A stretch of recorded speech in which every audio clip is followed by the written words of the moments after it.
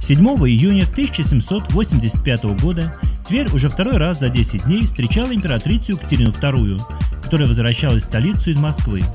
Екатерина приехала в наш город вечером, переночевала, а на утро отправилась вместе с Потемкиным и своей свитой в Спасо-Преображенский собор, где проходила торжественная служба, посвященная празднику Святой Троицы. Для императрицы в храме приготовили специальные кресла и подушечку под колени, однако Екатерина от таких привилегий отказалась и стала молиться наравне с другими прихожанами. В 1859 году в этот день в Твери случился большой пожар в самом центре города. Огонь уничтожил гостиный двор, где располагались лавки многих тверских купцов. 7 июня 1867 года свое название обрел незадолго до этого насыпанный по берегу реки Тьмаки земляной вал, который должен был оградить Затьмачище от наводнений. Его стали именовать Головинским, в честь городского главы Алексея Головинского, который был не только инициатором его создания, но и внес немалые личные суммы на его постройку. В 1871 году 7 июня в Твери прошел первый в нашей губернии съезд врачей. Съезд этот проходил по инициативе Тверского земства и стал первым подобным съездом в России.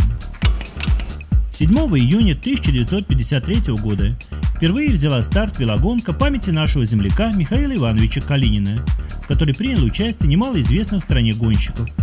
С той поры эти соревнования стали традиционными. Трасса гонки разбита на 8 этапов. Из Смоленска спортсмены вернутся в Калинин.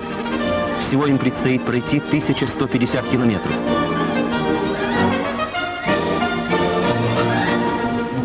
Холодный дождь, крутые подъемы, повороты требовали от спортсменов предельного напряжения сил.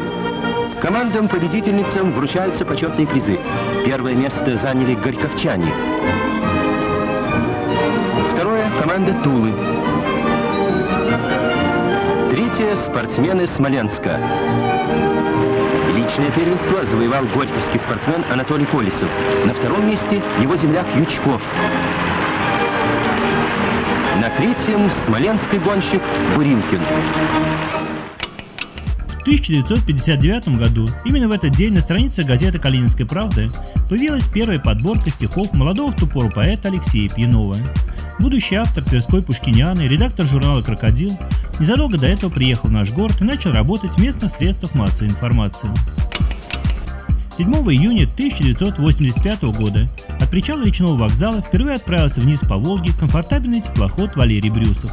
Свой первый рейс с калининскими туристами он сделал до Москвы, а затем ему предстояло уже более длительное путешествие до Астрахани. В 1994 году в этот день состоялось первое в современную нам эпоху заседание Тверской городской думы.